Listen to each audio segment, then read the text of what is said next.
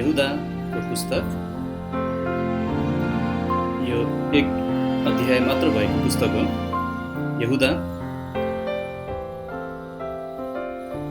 यहुदाको पुस्तक एक अध्यायको 20 पददेखि 23 पदबाट हामी आज अध्ययन गर्नेछौँ। यहुदा एक अध्यायको 20 देखि 23 पद।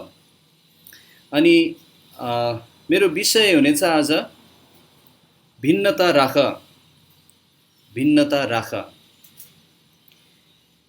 अनि यहाँ चारवटा कुराहरू हामी हेर्नेछौँ यो पदबाट, यो खण्डबाट, यहुदा 1 को 20 देखि 23 बाट।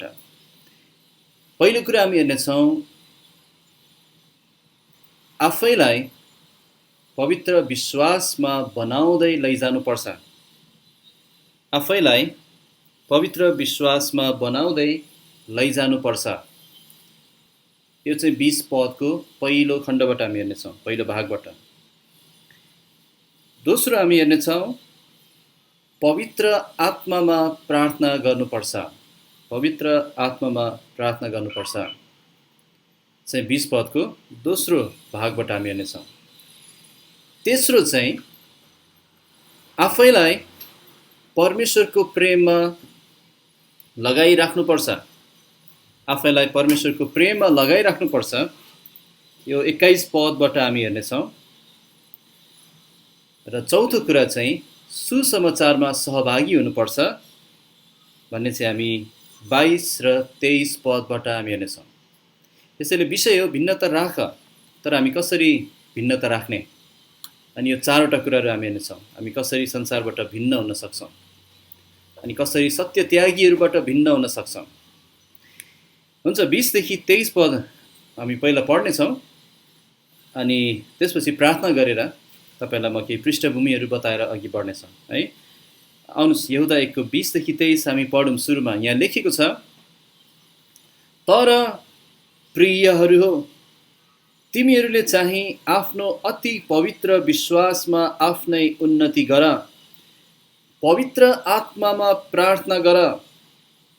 आफूलाई परमेश्वरको प्रेममा लगाइराख र अनन्त जीवनका निम्ति हाम्रा प्रभु येशू ख्रिस्टको कृपाको बाटो हेर्दै रहो। अनि यो भिन्नता राखेर, अनि यही 22 पदबाट नै मैले यो विषय ल्याएको हो। 22 पद फेरि पढौँ। अनि यो भिन्नता राखेर कसैलाई दया गर र अरूलाई आगोबाट थुतेर डरको साथ बचाओ। शरीरद्वारा कलङ्कित भएको वस्त्रलाई पनि घृणा गर। 20 देखि 23 पदमा वास्तवमा यहाँ मुख्य आज्ञा चाहिँ यहाँ यो 21 पदमा, 20 र 21 पदमा भनौँ, एउटा छ मुख्य आज्ञा। एउटा छ यहाँ मुख्य आज्ञा चाहिँ के हो भने परमेश्वरको प्रेममा लगाइराख भन्ने चाहिँ यो आज्ञा रूपी वचन हो। अनि 20 र 21 पदमा बाँकी अरू सूचना चाहिँ कसरी गर्ने भन्ने देखाइरहेछ, कसरी परमेश्वरको प्रेममा लगाइराख्ने। अनि त्यसैले 20 पदमा हामी भन्न सक्छौँ, आफ्नो अति पवित्र विश्वासमा आफ्नै उन्नति गर्दै, पवित्र आत्मामा प्रार्थना गर्दै, अनन्त जीवनका निम्ति हाम्रो प्रभु येशू ख्रिस्टको कृपाको बाटो हेर्दै आफूलाई परमेश्वरको प्रेममा लगाइराख। अनि 22 पदमा भनेको छ, यो भिन्नता राखेर कसैलाई दया गर। यसैले भिन्नता राख भनिएको छ हामीलाई। अनि यहाँ थोरै पृष्ठभूमि म दिन चाहन्छु। यहुदाको पुस्तकको लेखक चाहिँ येशू ख्रिस्टको आद्धा भाइ भनौँ है, भनेको मरियम र युसुफबाट जन्मेका अरू भाइहरूमध्ये एकजना चाहिँ यहुदा पनि थिए। येशू ख्रिस्ट चाहिँ कन्या मरियमबाट जन्मिनु भयो। युसुफको कुनै पनि भूमिका थिएन ख्रिस्टको जन्ममा।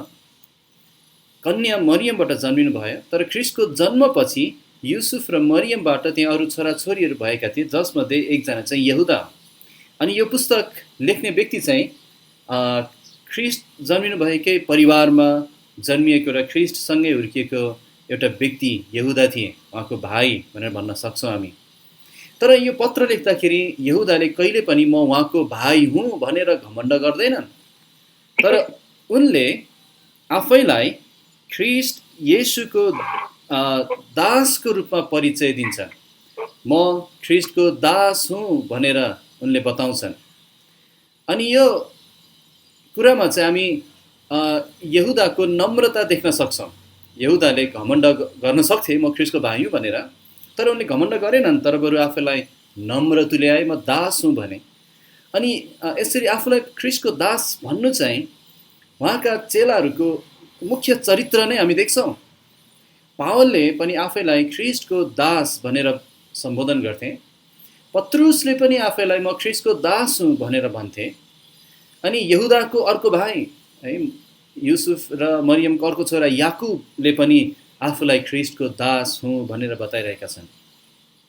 त्यसैले उनीहरूको जीवनमा एउटा ठुलो उद्देश्य हामी देख्छौँ। उनीहरू चाहिँ ख्रीष्टको सेवा गर्न बाहेक अरू इच्छा उनीहरूको जीवनमा थिएन। उनीहरूसँग एउटा दासको हृदय थियो। तपाईको हृदय चाहिँ कस्तो छ है? अनि उनीहरूको हृदय चाहिँ प्रभुको सेवाको निम्ति धड्किन्थ्यो, त्यसरी भन्न सक्छौँ हामी। अनि प्रियहरू, परमेश्वरले तपाईँलाई र मलाई मुक्ति दिनुभएको कारण चाहिँ खालि हाम्रो मण्डलीको चकटी तताउनलाई, स्वर्गको टिकट पाउन मात्र होइन, तर उहाँको सेवा गर्नको निम्ति हो। अनि उहाँको निम्ति हामी समाजमा, यो संसारमा एउटा भिन्न जाति भएर उहाँको साक्षी हुनको लागि हो।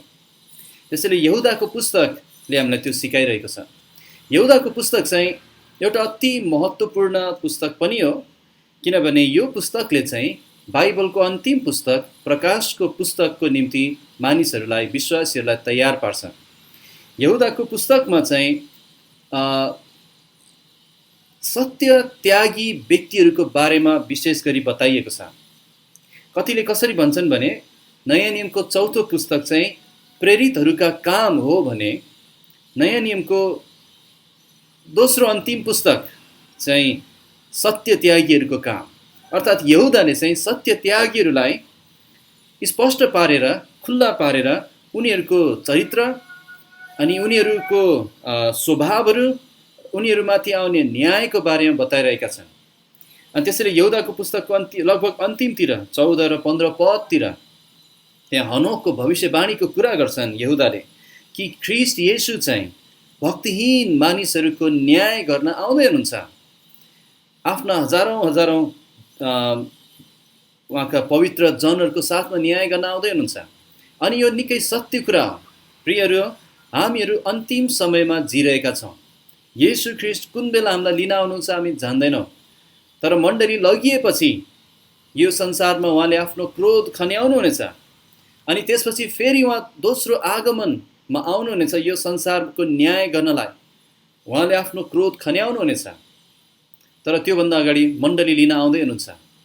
मेरो यो एकदम कडा विश्वास चाहिँ के छ भने हामी जुन पुस्ता छौँ अहिले, सम्भवतः हामी नै त्यो ऱ्याप्चरमा सहभागी हुनेछौँ र हामीले प्रभुको इच्छामा मृत्यु देख्नु पर्ने छैन, किनभने हामी निकै अन्तिममा आइपुगेका छौँ। येशू ख्रीष्ट आउँदै हुनुहुन्छ कुनै पनि बेलामा। अनि यो सत्य त्यागीहरूको चरित्र, उनीहरूमाथि आउन लागेको इन्साफ, उनीहरूको खराब नमुनाको बारेमा यहुदाले कुरा गरेपछि चाहिँ अब चाहिँ यहाँ 20 पदबाट अब विश्वासीहरूलाई यहुदाले केही अर्थ दिन्छन्। तर भनेर सुरु गर्छन्। यहाँ भनेको अहिलेसम्म सत्य त्यागीहरूको चरित्र देखाइरहेका छन्। 20 पदबाट चाहिँ तर यो शब्द प्रयोग गरेर अब तिमीहरू चाहिँ भिन्नता राख, तिमीहरू यस्तो हुनुपर्छ। अनि त्यसैले यो विषयमा म सिकाउन चाहिरहेको छु, भिन्नता राख। हामीले भिन्नता राख्नुपर्छ। वर्तमान दुष्ट संसारको तुलनामा हामी भिन्न हुनुपर्छ। वर्तमान सत्य त्यागी नामधारी ख्रिस्टियन भनिने समाजबाट हामी भिन्न हुनुपर्छ। यसको अर्थ यो संसारबाटै निस्केर जानुपर्छ भनेको होइन। हामी यो संसारमा उहाँको ज्योति भई चम्कनलाई, तर संसारबाट हामी अलग भएर, भिन्न भएर जिउनुपर्छ। अनि कसरी गर्ने थियो? प्रभुलाई धन्यवाद होस्, उहाँले आफ्नो वचनमा दिनुभएको छ। हामी विश्वासको निम्ति, हामीलाई सुम्पिएको विश्वासको निम्ति सङ्घर्ष गर्न सक्छौँ। प्रभुको अनुग्रहले हामीले बाइबलीय मण्डलीहरू पाएका छौँ। अनि बाइबलीय रूपमा बलियो अगुवाहरू पाएका छौँ। अनि साथै अब हाम्रो केही जिम्मेवारीहरू पनि छ। त्यसैले यो चारवटा कुरा हामी हेरौँ। आफैलाई पवित्र विश्वासमा बनाउँदै लैजानुपर्छ, पवित्र आत्मामा प्रार्थना गर्नुपर्छ, परमेश्वरको प्रेममा लगाइराख्नुपर्छ र सुसमाचारमा सहभागी हुनुपर्छ। पहिलो कुरा हामी हेर्नेछौँ 20 पदको यो पहिलो भागबाट कि हामीले आफैलाई पवित्र विश्वासमा बनाउँदै लैजानुपर्छ। यो बनाउँदै भन्ने शब्द मैले प्रयोग गरेको छु, तर 20 पद एकचोटि पढौँ।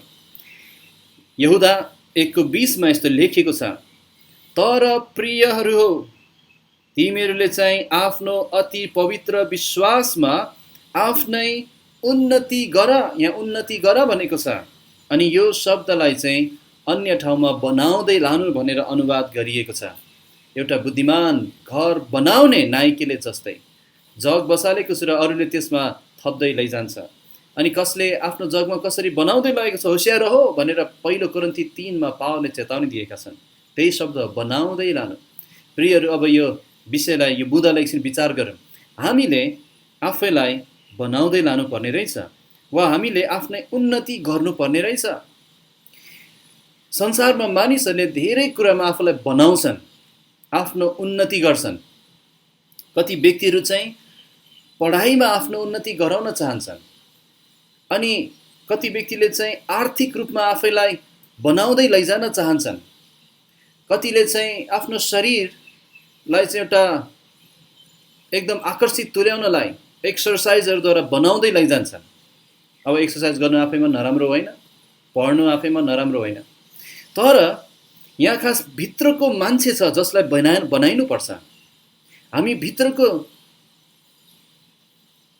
एउटा काम छ जुन त्यहाँ गरिनुपर्छ। खालि बाहिरी रूपमा आफूलाई बनाएर हुँदैन, आर्थिक रूपमा, पढाइको रूपमा, सामाजिक रूपमा बनाएर होइन, तर हाम्रो भित्री मानिसमा उन्नति गर्नु परेको छ। अनि यहाँ बाइबलले भन्छ आफ्नो अति पवित्र विश्वासमा आफ्नै उन्नति गर, आफूलाई बनाउँदै जाओ, बनाउँदै जाओ। यहाँ भनेपछि अति पवित्र विश्वासमा, यो भनेको के हो? जब जुन दिन हामीले विश्वास गर्यौँ, हामीले विश्वास अथवा जुन दिन हामीले मुक्ति पायौँ, हामीले मुक्ति पाएको घडी, मुक्ति पाएको दिनमा चाहिँ हामीसँग केवल एउटा कुराको जग बसालिएको थियो, त्यो चाहिँ विश्वासको जग। अर्थात् हामीले ख्रीष्टलाई चिनेका थियौँ हाम्रो मुक्तिदाताको रूपमा। हामीले उहाँलाई पुरा हृदयले विश्वास गरेका थियौँ हाम्रो पापहरू क्षमा गर्ने बलिदानको रूपमा। हाम्रो मुक्तिदाता हुनुभएको थियो, अर्थात् हामीसँग एउटा कुरा थियो, विश्वास। अनि अब चाहिँ त्यो विश्वासमा सन्तुष्ट भएर मात्रै बस्ने होइन, त्यसमा थप्दै लैजाने हो। दोस्रो पत्रुस, त्यहाँ पल्टाउन त पर्दैन, तर पत्रुसले त्यहाँ भनेको छ, सारा यत्न गरेर विश्वासमाथि थप्दै जाओ, सद्गुण, ज्ञान, संयम, धीरज, भाइ भाइको माया, प्रेम इत्यादि थप्दै जाओ।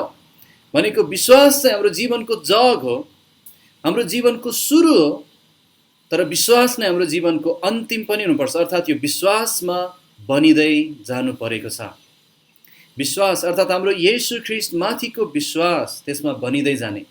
विश्वास अर्थात् हामीलाई सुम्पिएको परमेश्वरको वचनको सत्यताको सङ्गालो, यसमा बनिँदै जाने, यसमा अझ पक्का र निश्चित हुँदै जाने है।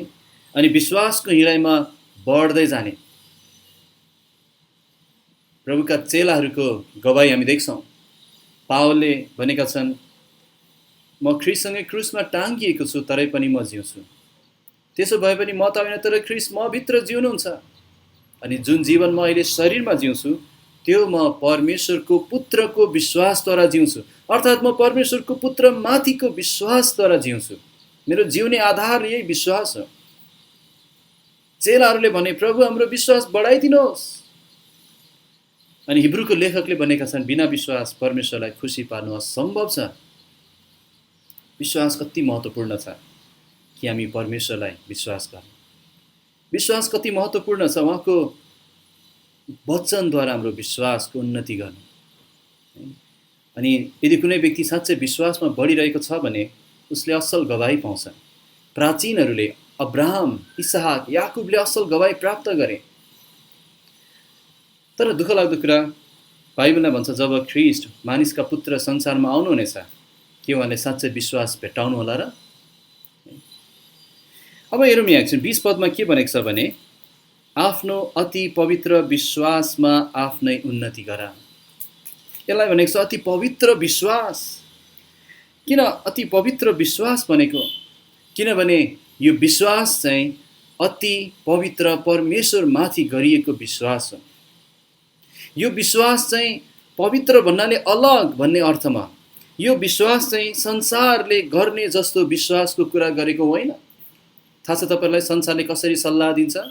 संसारले भन्छ आफैमाथि विश्वास राख, तिम्रो भाग्यमाथि विश्वास राख, भविष्यमाथि विश्वास राख। होइन होइन, त्यो विश्वासको कुरा गरिएको छैन यहाँ। हाम्रो विश्वास चाहिँ संसारले भन्ने भन्दा, संसारले गर्ने भन्दा फरक र अलग खालको विश्वास हो। किनभने पहिलो कुरा यो चाहिँ परमेश्वर, पवित्र परमेश्वरमाथि राखेको विश्वास हो। तर दोस्रो कुरा चाहिँ उहाँको पवित्र वचनमाथि आधारित विश्वास हो। त्यसैले प्रश्न आउँछ, विश्वासमा प्रगति त गर्ने, तर मेरो विश्वास कसरी बढ्छ? हामी कसरी हाम्रो विश्वास बढाउन सक्छौँ? जवाफ हो परमेश्वरको पवित्र वचनद्वारा। रोमी 10:17 बताउँछ विश्वास सुनाइद्वारा आउँछ र सुनाइ परमेश्वरको वचनद्वारा आउँछ। है, अनि यदि साँच्चै तपाईँ विश्वासमा बढ्न चाहनुहुन्छ भने तपाईँ परमेश्वरको वचनमा छिर्नै पर्छ। एकजना प्रख्यात सुसमाचार प्रचारक D.L. मुडी जब उहाँको विश्वास कमजोर भएको महसुस गर्दै हुनुहुन्थ्यो, उहाँ चाहिँ एउटा साँघुरो अँध्यारो गल्लीमा जानुभएछ र त्यहाँ हिँड्दै प्रार्थना गर्नुभएछ। अनि उहाँले भन्नुभएछ, प्रभु मेरो विश्वास बढाइदिनुहोस्, प्रभु मेरो विश्वास बढाइदिनुहोस्। अनि उहाँले लेख्नु भएको छ, अनि मैले जब त्यसरी प्रार्थना गरिरहेको थिएँ, मेरो हृदयमा प्रभुले यसरी बोल्नु भएको जस्तो लाग्यो, D.L. मुडी तिम्रो विश्वास बढेको चाहन्छौ? मेरो पुस्तक भित्र पस, अर्थात् परमेश्वरको पवित्र वचन भित्र पस्नु। अनि यो परमेश्वरको पवित्र वचनलाई हामीले हाम्रो जीवनबाट बाहेक गरेर हाम्रो विश्वास कहिले पनि बढ्न सक्दैन। हरेक दिन परमेश्वरको वचन भित्र छिर्नलाई अठोट गर्नुहोस्। बाइबल तपाईको दिनहुँको बानी होस्। जसरी तपाईँ सास फेर्नुहुन्छ, जसरी खाना खानुहुन्छ, त्यसरी नै बाइबल तपाईको जीवनको एउटा अभिन्न हिस्सा हुनुपर्छ। किनभने बाइबल नै परमेश्वरको आत्मिक सत्यताको जग हो। मैले कुनै पनि यस्तो व्यक्ति देखेको छैन जो चाहिँ एकदम बलियो र फलवान विश्वासी त हो तर बाइबल पढ्दैन। त्यस्तो कहिले पनि देखेको छैन। तर वचनमा ध्यान दिने, मनन गर्ने, वचनलाई प्रेम गर्ने तर फलवान नभएको पनि कोही भेटेको छैन मैले। वचन कति महत्त्वपूर्ण छ साँच्चै विश्वासमा प्रगति गर्नलाई। अनि त्यसैले जब हामी यस्तो प्रचारहरू सुन्छौँ, परमेश्वरको वचनको शिक्षाहरू हामी सुनिरहेका हुन्छौँ, वास्तवमा त्यो चाहिँ हाम्रो भित्री मानिसको निम्ति बढ्नलाई पौष्टिक तत्त्व हो। हाम्रो विश्वासको उन्नति हुनलाई एउटा आवश्यक खँदिलो खानेकुरा हो। त्यसैले परमेश्वरलाई तपाईँसँग बोल्न दिनुहोस् आफ्नो पवित्र शास्त्रद्वारा। किनभने विश्वास भनेको चाहिँ आँखा चिम्लेर, ध्यान दिएर, मनन गरेर, 24 घण्टा प्रार्थना गरेर आउने कुरा होइन। विश्वास सुनाइद्वारा आउँछ र सुनाइ परमेश्वरको वचनद्वारा आउँछ। त्यसैले एउटा प्रश्न गर्न चाहन्छु म तपाईँहरूलाई। तपाईँले साँच्चै बाइबल खोलेर प्रभुको आवाज यहाँबाट सुन्नुभएको अन्तिम पटक कहिले हो? अर्थात् तपाईँको खाली सतही बाइबल पठनको कुरा गरेको होइन है, दिनको 1-2 मिनट छुट्याउनु पर्यो भनेर त्यो छुट्याएको समय कुरा गरेको होइन, यति भ्याउनै पर्यो भनेर गरेको कुरा होइन। तर साँच्चै प्रभु मसँग बोलिदिनुहोस् आज तपाईँको वचनबाट। प्रभु मेरो आँखाहरू खोलिदिनुहोस् र तपाईँको अद्भुत कुराहरू देख्न सकौँ तपाईँको व्यवस्थाबाट। यसरी बाइबल पढ्नु भएको कहिले हो अन्तिम पटक? अगुवाहरूले तपाईँलाई होमवर्कहरू त दिनुभयो, इतिहासको पुस्तकहरू भ्याउने, तर भ्याउन मात्रै पढ्नु भयो कि साँच्चै व्यक्तिगत लाभको निम्ति पनि पढ्नु भएको छ? प्रभु मसँग बोलिदिनुहोस्। अनि त्यसैले एउटा प्रश्न गर्न चाहन्छु अन्तिममा, यो पहिलो बुधाको अन्तिममा, तपाईँको विश्वास बढेको छ कि छैन? तपाईँको विश्वास गएको 2 वर्षभन्दा आज कस्तो छ? गएको 3 वर्ष अगाडि तपाईँ कस्तो हुनुहुन्थ्यो र आज तपाईँको विश्वास कस्तो छ? तपाईँ बलियो हुनु भएको छ कि जस्ताको तस्तै हुनुहुन्छ? समस्या छ तपाईँमा। तपाईँ भिन्न हुन चाहनुहुन्छ भने तपाईको विश्वासको प्रगति गर्नै पर्छ अनि यो तपाईले उहाँको वचनभित्र छिरेर गर्नुपर्छ। दोस्रो कुरा हामी यहाँ विचार गरौँ, हामी साँच्चै भिन्न हुने हो भने हामी के गर्नुपर्छ? 20 पदको दोस्रो भागमा हामी यहाँ के देख्छौँ भने पवित्र आत्मामा प्रार्थना गर भनेको छ। त्यसैले दोस्रो कुरा यही हो, पवित्र आत्मामा प्रार्थना गर्नुपर्छ। यदि हामी साँच्चै भिन्न हुन चाहन्छौँ भने हामी प्रार्थना गर्ने व्यक्तिहरू हुनुपर्छ। प्रार्थना भनेको सरल भाषा भन्ने हो भने परमेश्वरसँग बोल्नु हो, परमेश्वरसँग कुरा गर्नु हो। तर साँच्चै बाइबलमा यो जब घरिघरि प्रार्थना गर भनेको हामी देख्छौँ, त्यहाँबाट हामी परमेश्वरको बारेमा एउटा कुरा त हामी सिक्छौँ नै। के सिक्छौँ भने परमेश्वर हाम्रो प्रार्थना सुन्नलाई रुचाउनु हुने परमेश्वर हुनुहुन्छ। उहाँ चाहिँ उहाँको नजिक नै जान नसक्ने एउटा कठोर खालको ईश्वर हुनुहुन्न। उहाँ चाहिँ कान त भएको तर सुन्न नसक्ने अनि कुनै कोठाको खोपामा राखेको त्यो सुनको मूर्ति पनि हुनुहुन्न। उहाँ चाहिँ वहाँ कहाँ पुग्नै नसक्ने गरी कुनै पर्वतमाथि हिम श्रृङ्खलामाथि बसिरहेको एउटा देवता हुनुहुन्न है, जहाँ पुग्नलाई चाहिँ महिनौँ कठोर परिश्रम गरेर हिँड्नुपर्छ, जहाँ पुग्नलाई तपस्या र साधना गर्नुपर्छ सुन्नलाई। होइन, उहाँ त्यस्तो हुनुहुन्न। तर परमेश्वर आफ्ना जनहरूको कुरा सुन्नलाई हृदय राख्नुहुने परमेश्वर हुनुहुन्छ। यहाँबाट हामी के सिक्छौँ भने परमेश्वर धेरै नजिक हुनुहुन्छ, सुन्नलाई कानहरू छ उहाँको, तपाईको प्रार्थनाको जवाफ दिने अधिकार छ उहाँसित, र साथैमा दयालु हुनुहुन्छ। आफूका आओ भनेर स्वागत गर्नुहुने परमेश्वर हुनुहुन्छ। यदि परमेश्वरले तपाईको प्रार्थना सुनिरहनु भएको छैन भने समस्या तपाईमा छ, कारण तपाईको पाप वा ढिठपनको पाप हुन सक्छ। प्रियहरू, पापले हामीलाई जहिले पनि परमेश्वरबाट अलग राख्छ। परमेश्वरबाट अलग राख्नलाई पाप चाहिँ एउटा ठुलो पर्खाल जस्तो, त्यो ठुलो खाँच जस्तो जसले परमेश्वरबाट हामीलाई अलग राख्छ। अनि येशू ख्रीष्ट त्यही पापको निम्ति मर्नु भयो, त्यो ठुलो पर्खाल भत्काउनलाई उहाँले क्रुसमा बलिदान दिनुभयो आफैलाई। परमेश्वर हाम्रो बिचमा भएको ठुलो खाल्डो पूर्णलाई उहाँ क्रुसमा मर्नु भयो, पिता कहाँ जाने बाटो हुनलाई येशू ख्रीष्ट मर्नु भयो। तर ख्रीष्टको बलिदानद्वारा परमेश्वरसँग हाम्रो मिलाप भएको छ भने, उहाँ कहाँ हामी ल्याइएका छौँ भने हामी कुनै डर बिना, कुनै शङ्का बिना उहाँ कहाँ जान सक्छौँ। बाइबलले भन्छ साहस साथ आओ भनेको छ उहाँ कहाँ। हामी साहस साथ आउन सक्छौँ कारण ख्रीष्ट मेरो लागि मरिसक्नु भयो। हामी साहस साथ आउन सक्छौँ कारण ख्रीष्टको शरीर मेरो निम्ति च्यातिएको छ, त्यो अलग पार्ने बिचको भित्ता भत्काइएको छ। म उहाँ कहाँ जान सक्छु। एकजना व्यक्तिले यसरी भन्नुभएको थियो, संसारमा सबभन्दा सामर्थी कुरा चाहिँ मानिसहरूले भन्छन् एटम बम हो भन्छन्। तर उहाँले भन्नुभयो संसारमा सबभन्दा सामर्थी एटम बम होइन तर प्रार्थना हो। प्रार्थनाले धेरै कुरा प्राप्त हुन्छ। तपाईहरुमध्ये कतिजना यहाँ हुनुहुन्छ जसले यही लकडाउनको समयमा प्रभुलाई पाउनुभयो? तपाईहरु यहाँ विश्वासीहरुको प्रार्थनाको जवाफ हुनुहुन्छ। अनि निश्चय पनि यो प्रार्थनाले धेरै कुरा प्राप्त हुन्छ। त्यसैले प्रियहरु प्रार्थना गर्न थाक्नु हुँदैन। येशूले चेलालाई सिकाउनु भयो प्रार्थना गर्न हिम्मत हार्नु हुँदैन, थकित हुनु हुँदैन। तर दुःख कुरा धेरै जना थकित हुन्छन्। औँलामा गन्न सक्ने व्यक्तिहरु मात्रै छन् जो साँच्चै थकित नभइकन प्रार्थना गर्छन्। भजन त गाउँछ हामी, प्रार्थनाको समय के मिठो, तर त्यो भजन मात्रै हो।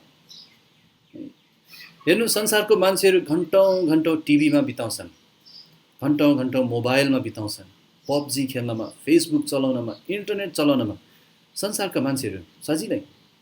तर हामी ख्रिस्टीय जनहरु हामीले थोरै समय दिन्छौं भने हामीले आफूलाई जान्छौं, किनभने प्रार्थनाको समय के मिठो अनि यो समयलाई अरु कुनै चीजले लिनु हुँदैन। त्यसैले हामीलाई धेरै एलियाहरु चाहिएको छ। हामीलाई धेरै हन्ना जस्तो प्रार्थना गर्ने आमाहरु चाहिएको छ। हामीलाई अन्तर्विन्ती गर्ने मोसा जस्ता व्यक्तिहरु चाहिएको छ। प्रार्थनाका योद्धाहरु चाहिएको छ। त्यसैले एउटा सरल प्रश्न गर्न चाहन्छु, तर एउटा चुनौतीपूर्ण प्रश्न गर्न चाहन्छु। तपाईको प्रार्थनाको जीवन कस्तो छ? आफैलाई जवाफ दिनुस्। तपाई एक एकलाई सोध्दै छु म। अन्तिम पटक कहिले थियो जब तपाईँले साँच्चै प्रभुसँग पर्याप्त समय बिताउनु भयो प्रार्थनामा? अन्तिम पटक कहिले थियो हे बाबुहरू हो, आफ्नो परिवारलाई, आफ्नो छोराछोरीलाई, आफ्नो श्रीमतीलाई साथमा राखेर त्यो पारिवारिक वेदीमा गएर घुँडा टेक्नु भएको कहिले थियो अन्तिम पटक? यहाँ हामीलाई भनेको छ पवित्र आत्मामा प्रार्थना गर। यो पवित्र आत्मामा प्रार्थना गर भन्नुको अर्थ के हो? पहिलो कुरा त तपाईसँग पवित्र आत्मा हुनु पर्यो है। उदाहरणको लागि 19 पद हेरौँ त, यहुदा 1:19 मा यहाँ भनेको छ, यो सत्यत्यागीहरूको विषयमा के भनेको छ भने, यिनीहरू आफू अलग रहनेहरू, विलासीहरू र आत्मा नभएकाहरू। यी व्यक्तिहरू ठुला ठुला स्वरले प्रार्थना गर्छन्, चर्चमा गए नि दुईटै हात उचालेर हल्लेलुया भन्दै कराई कराई प्रार्थना गरेको हुन्छ, तर त्यो पवित्र आत्मामा गरेको प्रार्थना होइन। किनभने पहिलो कुरा त उनीहरूसँग पवित्र आत्मा हुनुहुन्न है। असल कामहरूले अनि अनेकौं बलिदानहरूले, चर्च जानले अनि अठोट गर्नाले एउटा व्यक्तिले पवित्र आत्मा पाउन सक्दैन। पवित्र आत्मा पाउने एउटै तरिका भनेको विश्वासद्वारा। त्यसैले पवित्र आत्मामा प्रार्थना गर्न सबभन्दा पहिला तपाईसँग पवित्र आत्मा हुनुपर्छ, अर्थात् तपाईँले मुक्ति पाएको हुनुपर्छ है। के तपाईसँग पवित्र आत्मा हुनुहुन्छ? आज प्रार्थना गर्नु होला, तर त्यो प्रार्थना तपाईँको टाउकोभन्दा माथि नजान सक्छ तपाईँ उहाँको होइन भने। अनि अर्को कुरा, पवित्र आत्मामा प्रार्थना गर भनेको के हो? यो भनेको चाहिँ म पवित्र आत्मासँग एकै मन भएर हिँडिरहेको छु, अर्थात् मेरो पापहरू स्वीकार गर्दै उहाँसँग सङ्गतिमा हिँडिरहेको छु। हो, म पापी छु, म कमजोर छु, तर मैले मेरो हृदयमा कुनै पापलाई राज्य गर्न दिएको छैन। त्यो स्वीकार गर्दै पवित्र आत्मासँग एक मन हुँदै म हिँडिरहेको छु। अनि पवित्र आत्मामा प्रार्थना गर्नु भनेको के हो? पहिलो कुरा चाहिँ हामीले हेऱ्यौँ पवित्र आत्मा हुनु, पवित्र आत्मा हुनु हो। दोस्रो चाहिँ पवित्र आत्मासँग हिँड्नु, र तेस्रो चाहिँ पवित्र आत्मासँग एक मन भएर प्रार्थना गर्नु, अर्थात् जुन कुरा मागिरहेको छु त्यसमा म उहाँसित एक मन भएको छु। यदि म संसारिक जीवन जिरहेको छु भने म उहाँसित एक मन हुन सक्दिनँ। यदि मैले मुक्ति पाएको छैन भने म उहाँसित एक मन भएर माग्न सक्दिनँ। अनि उहाँको जस्तो, उहाँको हृदयको जस्तो मेरो हृदय कहिले पनि हुन सक्दैन त्यो भयो भने। अनि मेरो प्रार्थनाहरू खोक्रो हुन्छ, पवित्र आत्मामा हुँदैन। यहाँ चिन्ह राख्नुहोस्, एउटा पद चाहिँ म पल्टाउन लगाउन चाहन्छु तपाईँहरूलाई, यूहन्ना 15, अनि यहाँ फर्किनेछौँ। यूहन्ना 15को 7 पद, यूहन्ना 15को 7 पद। पवित्र आत्मामा प्रार्थना गर्नु भनेको चाहिँ हाम्रो इच्छालाई उहाँको इच्छासँग मिलाउनु, अर्थात् उहाँसँग एक मन भएर प्रार्थना गर्नु। यूहन्ना 15को 7 पदमा लेखिएको छ, यहाँ ध्यान दिएर हेर्नुहोस्। यूहन्ना 15को 7 मा, तिमीहरू ममा रह्यौ र मेरा वचनहरू तिमीहरूमा रहे भने तिमीहरू जे चाहन्छौ सो माग्नेछौ र त्यो तिमीहरूका निम्ति गरिनेछ। अर्थात् साँच्चै हाम्रो प्रार्थनाको जवाफ हामी पाउन चाहन्छौँ भने हाम्रो प्रार्थना उहाँसँग एकै मनको हुनुपर्छ। अनि एकै मनको हुनुलाई के गर्नुपर्छ भने, म साँच्चै उहाँसँग हिँडिरहेको छु, उहाँको वचन ममा छ, म उहाँको वचनमा छु, म उहाँमा रहिरहेको छु है। नत्र भने हामी एकै मन हुन सक्दैनौँ। मलाई याद छ, मैले साँचो गरी मुक्ति पाउनुभन्दा अगाडि पनि म प्रार्थना गर्थेँ, अनि कहिले कसो उपवास पनि बस्थेँ, माग्थेँ उहाँसँग केही कुराहरू। तर आज जब म फर्केर हेर्छु, अनि उहाँले खास जवाफ दिनु भएन मेरो त्यो प्रार्थनाहरूको, नदिनु भएकोमा म धन्यवादी छु। यदि उहाँले मैले जिद्दी गरेर मागेर ल भनेर दिनुभएको भए म आज यहाँ हुने थिएन, म आज अन्त कतै हुने थियो, म आज आफ्नो निम्ति जिरहेको हुने थियो होला। तर त्यो बेलाको मेरो मागहरू कति शारीरिक रहेछ म आज फर्केर देख्न सक्छु। म उहाँमा थिएन, उहाँको वचन ममा थिएन, प्रार्थना गरेर के फाइदा भएर। तर जब साँच्चै उहाँको वचन ममा हुन्छ, अनि जब म उहाँमा हुन्छु, अनि भजन सङ्ग्रह 37 मा भनेको जस्तै म उहाँमा मग्न भइरहेको हुन्छु, तब मेरो चाहनाहरू ईश्वरीय हुन थाल्छन्। मेरो चाहनाहरू परमेश्वरको वचनसँग मिल्दोजुल्दो हुन थाल्छ। अनि त्यो प्रार्थना चाहिँ उहाँले जवाफ दिनुहुन्छ है, त्यो प्रार्थना उहाँले जवाफ दिनुहुन्छ। अनि पवित्र आत्मामा प्रार्थना गर्नु भनेको चाहिँ उहाँको इच्छालाई मेरो इच्छासँग मिलाउनु। अब मेरो इच्छालाई उहाँसँग मिलाउनु भन्दा नि उहाँको इच्छा नै अब मेरो इच्छा बनाउनु। अनि त्यो कसरी हुन्छ भने उहाँको वचनमा रहेर, उहाँको सङ्गतिमा रहेर। त्यसैले कति महत्त्वपूर्ण छ वचन हाम्रो विश्वासको प्रगति गर्न, आत्मामा प्रार्थना गर्न कति महत्त्वपूर्ण छ है। त्यसैले तपाईँ साँच्चै पवित्र आत्मा तपाईँमा हुनुहुन्छ कि हुनुहुन्न? अनि तपाईँ पवित्र आत्मामा हिँडिरहनु भएको छ कि छैन? अनि पवित्र आत्माको इच्छा वचनबाट हेर्दै आफ्नो इच्छालाई त्योसँग मिलाइरहनु भएको छ कि छैन? नत्र भने तपाईँको प्रार्थना खास प्रभावकारी छैन है। त्यसैले प्रियहरू वचनमा रहनुहोस्, त्यहीँबाट तपाईँको विश्वासको उन्नति हुन्छ, त्यहीँबाट तपाईँको प्रार्थनाको जीवनको उन्नति हुन्छ। तेस्रो कुरा पनि हामी भिन्न हुनलाई के गर्नुपर्छ? हामीले हेऱ्यौँ पवित्र विश्वासमा बनिँदै जानुपर्छ, पवित्र आत्मामा प्रार्थना गर्नुपर्छ। अनि तेस्रो कुरा चाहिँ हो, र यो महत्त्वपूर्ण कुरा हो, यो चाहिँ आज्ञा नै हो। यहाँ 21 पदमा परमेश्वरको प्रेममा आफैलाई लगाइराख्नुपर्छ वा आफूलाई परमेश्वरको प्रेममा लगाइराख्नुपर्छ। अनि 20 र 21 पदमा मुख्य आज्ञा यो हो। अनि यो आज्ञा पुरा गर्नलाई कसरी गर्ने, अरू चाहिँ कसरी यो आज्ञा पुरा हुन्छ त्यो देखिरहेको। परमेश्वरको प्रेममा लगाइराख भनेको छ, आफूलाई परमेश्वरको प्रेममा लगाइराख। अब यहाँ ध्यान दिनुहोस्, पहिला एउटा कुरा के बाँड्न चाहन्छु भने हामीलाई यहाँ परमेश्वरको प्रेममा लगाइराख भनेको छ, परमेश्वरलाई हाम्रो प्रेममा लगाइराख्नुहोस् भनेको छैन यहाँ। अनि यहाँ चाहिँ परमेश्वरको प्रेमलाई हामीले प्राप्त गर्नुपर्छ भन्न खोजेको होइन है। बाइबलको सन्दर्भभन्दा बाहिर हामी जानु हुँदैन। परमेश्वरले हामीलाई अझ यसरी भनौँ, हामीले परमेश्वरको प्रेम जितिराख्नु खोज्नु पर्दैन र परमेश्वरले पनि उहाँलाई आफैलाई हाम्रो प्रेममा लगाइराख्नु पर्दैन। बाइबलले त्यो सिकाउँदैन, किनभने प्रेम परमेश्वर हुनुहुन्छ, परमेश्वर नै प्रेम हुनुहुन्छ। अनि प्रेम परमेश्वरको मुख्य चरित्रहरूमध्ये एउटा चरित्र, एउटा महत्त्वपूर्ण चरित्र। भन्ने हो भने प्रेम चाहिँ खास परमेश्वरको स्वभाव वा चरित्र मात्रै होइन, तर प्रेमको बयान नै परमेश्वर हुनुहुन्छ है।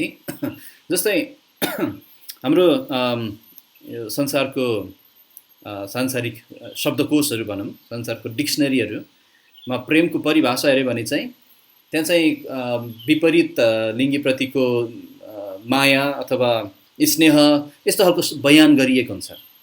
तर साँच्चै यदि तपाईँलाई कसैले आएर सोध्यो भने प्रेम भनेको के हो भनेर सोध्यो भने तपाईँले एउटा शब्दमा जवाफ दिन सक्नुहुन्छ, परमेश्वर। बयान गर भन्यो भने तपाईँले भन्न सक्नुहुन्छ, कल्वरीलाई हेर, कल्वरीलाई हेर, त्यहाँ नै परमेश्वर प्रेम हुनुहुन्छ भन्ने हामी देख्छौँ है। परमेश्वर प्रेम हुनुहुन्छ, उहाँको हृदय आफ्नो सृष्टिप्रति प्रेमले भरिएको छ। अनि अझै भन्यो नि उहाँको सन्तानहरूप्रति उहाँको हृदय प्रेमको हृदय छ। प्रेमको कारणले नै परमेश्वरले आफ्नो पुत्रलाई संसारमा पठाउनु भयो। प्रेमद्वारा नै परमेश्वरले सत्यको वचन संसारलाई दिनुभयो। परमेश्वर प्रेम हुनुहुन्छ, उहाँ कहिले बदलिनुहुन्न, उहाँले हामीलाई जहिले पनि प्रेम गर्नुहुन्छ। त्यसैले हामी जो उहाँको सन्तान हौँ, हामीले उहाँको निगाह प्राप्त गर्न, उहाँको प्रेम जित्न प्रयास गर्नु पर्दैन।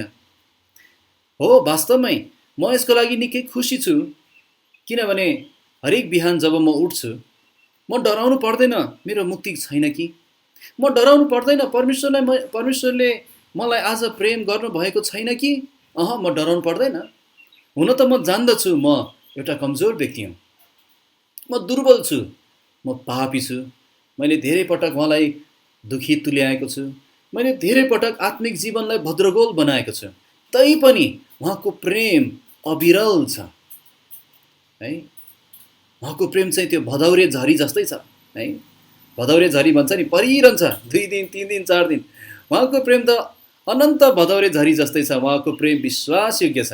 त्यसैले मैले उहाँको प्रेम जित्न खोज्नु, प्राप्त गर्न खोज्नु भनेको होइन, परमेश्वरले त हामीलाई प्रेम गर्नुभयो, हामी पापी हुँदाहुँदै हामीलाई प्रेम गर्नुभयो भने हामी उहाँको सन्तान हुँदा पनि उहाँको पुत्र भित्र राखेर हामीलाई अटुट प्रेम गर्नुहुन्छ। उहाँलाई धन्यवाद छ त्यो प्रेमको लागि। हामी हामी स्वेच्छाचारी भए पनि प्रेममा नै प्रभुले हामीलाई ताडना दिनुहुन्छ। हामीले पाप गरे पनि प्रेममा उहाँले हामीलाई हप्काउनुहुन्छ। हामीले बाटो बिराए पनि प्रेममा उहाँले हामीलाई सुधार्नुहुन्छ। धन्यवाद होस् प्रभुको प्रेमको लागि।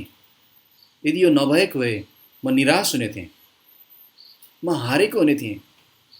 तर परमेश्वरको प्रेम कहिले पनि चिसो हुँदैन, कहिले पनि मनतातो हुँदैन। परमेश्वरको प्रेम कहिले बदलिँदैन, किनभने उहाँ बदलिनुहुन्न।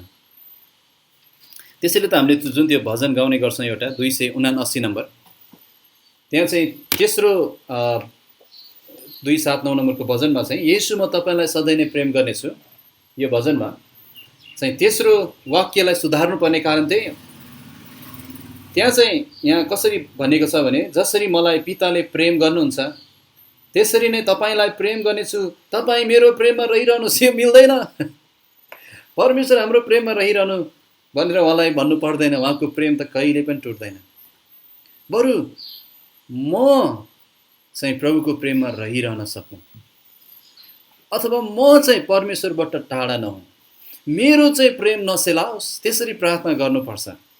त्यसरी यहाँ भन्न खोजेको चाहिँ परमेश्वरले आफैलाई हाम्रो प्रेममा राख्नु भन्ने अर्थमा होइन, हामीले परमेश्वरको प्रेम जित्ने कोसिस गरिरहनुपर्छ भन्ने अर्थमा होइन, तर हामीले आफैलाई परमेश्वरको प्रेममा राखिराख्ने अर्थमा हो।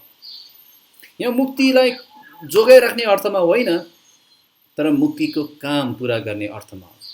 यहाँ मुक्ति गुम्ला कि भन्ने अर्थमा होइन, तर हाम्रो कमजोरीले गर्दा सङ्गति गुम्ला कि भन्ने अर्थमा हो। अनि ध्यान राख्नुहोस्, हामी चाहिँ कमजोर छौँ, अनि हामी चाहिँ उहाँको त्यो पहिलो प्रेमबाट खस्न सक्छौँ। एफेससको मण्डलीलाई बौरी उठ्नुभएको येशूले प्रकाश 2 अध्यायमा त्यसरी हप्काउनु भयो, तिमीले तिम्रो पहिलो प्रेम छोडेको छौ, मेरो पहिलो प्रेम त मसँगै छ, म गरिरहेको छु, तर तिमीले चाहिँ पहिलो प्रेम छोड्यौ। अब यहाँ केही व्यवहारिक कुराहरू हामीहरू कि हामीले आफैलाई परमेश्वरको प्रेममा राखिराख्न चाहिँ कतिपटक चुनौती हुन सक्छ। विशेष गरी यी दिनहरूमा जब हामी जुन समयमा जिरहेका छौँ, दुष्ट संसारमा, अनि हाम्रो स्वार्थी उद्देश्यहरू, हाम्रो स्वार्थी लक्ष्यहरू, सांसारिक विचारहरू, पापपूर्ण इच्छाहरूले चाहिँ परमेश्वरको प्रेम हाम्रो हृदयमा सेलाइदिन सक्छ। यो संसार र यो शरीर चाहिँ हाम्रो विपरीत दिशाबाट आइरहेको खोला जस्तै छ, जहाँ हामी उल्टोतर्फ गइरहेछौँ। उनीहरू विपरीत आइरहेछन्, हामीलाई परमेश्वरदेखि टाढा लैजान खोज्छ। अनि त्यो कारणले हाम्रो हृदयमा भएको त्यो आगो, प्रभुप्रतिको त्यो प्रेमको जोस सेलाउन सक्छ। एक समय थियो, तर त्यो सेलाउन सक्छ। नयाँ क्रिस्चियनहरू है, विचार गरौँ, तपाईँहरू कतिजना नयाँ विश्वासीहरू हुनुहुन्छ, अनि भर्खर प्रभुलाई पाएको बेला कति ठुलो जोस हुन्छ त्यहाँ, कति ठुलो आनन्द हुन्छ त्यहाँ। म त बादलमाथि छु जस्तो पनि अनुभव हुन्छ कतिपटक। अनि बाइबल पढ्न कति उत्साह लाग्छ, रमाइलो लाग्छ, आनन्द लाग्छ। प्रार्थना गर्न जोसिलो, सुसमाचार अरूलाई पनि बताउँछु म, कस्तो प्रार्थनाको जीवन, कस्तो साक्षीको जीवन। तर जब समय बित्दै जान्छ, संसारका अभिलाषाहरू र यस्तै थोकहरू उसको हृदयमा पस्छ, अनि के हुन्छ, छैन, त्यो आगो निभेको छ। कहिलेकाहीँ जाँचहरूले गर्दा त्यस्तो हुन सक्छ। कहिलेकाहीँ रोग बिमारले गर्दा पनि हाम्रो विश्वास, हाम्रो प्रेम सेलाउन सक्छ। किन प्रभु? सेलाउन सक्छ। कतिपटक परीक्षाहरूमा विफल हुँदा हाम्रो प्रेम सेलाउन सक्छ, अनि हाम्रो जोस घट्न सक्छ। त्यहाँ बाइबल अध्ययन छैन, त्यहाँ जोस छैन, त्यहाँ आनन्द छैन, प्रार्थना छैन, हराएकोहरूको निम्ति उत्साह छैन त्यहाँ उनीहरूलाई सुनाउनलाई, अनि आनन्द साथ सुरु गरेको जीवन त्यहाँ चाहिँ त्यो प्रेम सेलाइरहेको हुनसक्छ। त्यसलाई पछि हट्नु भन्छ, त्यसलाई पछि हट्नु भन्छ। त्यसैले आफ्नो विषयमा होसियार हुनुहोस् प्रियहरू। तपाईँ र म, हामी होसियार हुनुपर्छ। तपाईँ जसले भर्खर प्रभुलाई पाउनु भएको छ, तपाईँ होसियार भइराख्नुपर्छ। यो प्रेमलाई सेलाउन नदिनुहोस्, तपाईँभित्र भएको त्यो प्रेमलाई है, आफैलाई प्रभुको प्रेममा राखिराख्नुहोस्। त्यसैले ती फेसबुक जसबाट तपाईँले पश्चाताप गर्नुभयो, त्यो इन्टरनेट जहाँबाट तपाईँलाई खतरा छ, त्यो खराब सङ्गतहरू जहाँबाट तपाईँलाई खतरा छ, त्यो टिभी कार्यक्रमहरू, त्यो फिल्महरू जहाँबाट तपाईँलाई खतरा छ, संसारको स्कुलहरू जहाँबाट हाम्रो नानीहरूलाई खतरा छ, ती कुराबाट होसियार राख्ने। हरेक कुरा जसले परमेश्वरको प्रेम हाम्रो हृदयमा टर्न अफ गरिदिन्छ, बरु ती कुराहरू चाहिँ टर्न अफ गर्न राम्रो हो है। अनि हरेक कुरालाई हटाइदिनुहोस् जसले तपाईँको प्रेमलाई असर गर्छ, तपाईँभित्र भएको प्रेमलाई। अनि यदि म प्रभुको प्रेममा छैन भने दोष प्रभुको होइन, मेरो हो। उहाँ त हुनुहुन्छ, उहाँ जहिले पनि सयमा सय विश्वासयोग्य हुनुहुन्छ। त्यसरी आफैलाई प्रश्न गर्नुहोस्। अनि यो प्रश्न तपाईँलाई गर्न चाहन्छु, के तपाईँले त्यसरी नै प्रभुलाई प्रेम गर्दै हुनुहुन्छ? 2 महिना अगाडि भन्दा अहिले त्यसरी नै गर्दै हुनुहुन्छ? वर्ष दिनभन्दा पहिला भन्दा अहिले, तपाईँले मुक्ति पाउनु भएको त्यो दिनहरूभन्दा अहिले है? किनभने मत्ती 24 मा येशूले अन्तको समयको लक्षणहरू बताउनु भयो। त्यसमध्ये एउटा थियो कि धेरैको प्रेम सेलाउनेछ, अधर्म बढेकोले धेरैको प्रेम सेलाउनेछ। अनि आज हामी संसारमा त्यही देख्छौँ, धेरैको प्रेम सेलाएको छ।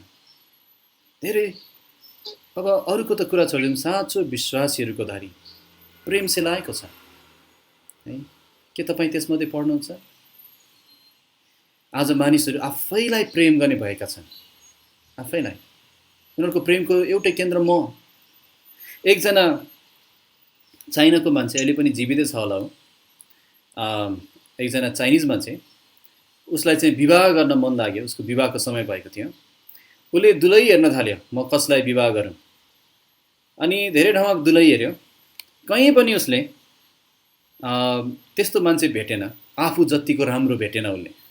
उसले भन्थ्यो म कति राम्रो छु, मेरो लागि त सर्वोत्कृष्ट पत्नी चाहिन्छ नि। उसले हेरेर आफू जतिको राम्रो कोही नभेटेपछि के गर्यो भने यो मूर्खले आफ्नै साइजको एउटा फोटो छाप्यो, प्रिन्ट गर्यो, अनि त्यही फोटोसँग बिहे गरे है। दुलहीको लुगा लगाएर फोटो खिच्यो आफ्नै, अनि आफैलाई माला लगाएर बिहे गर्यो। माला लगाएर बिहे गरे आफैसँग। कस्तो खोक्रो प्रेमी हो, आफैलाई प्रेम गर्ने। त्यसैले धेरैको प्रेम सेलाउनेछ। अनि हामीले परमेश्वरको प्रेममा लगाइराख्नु, यो भनेको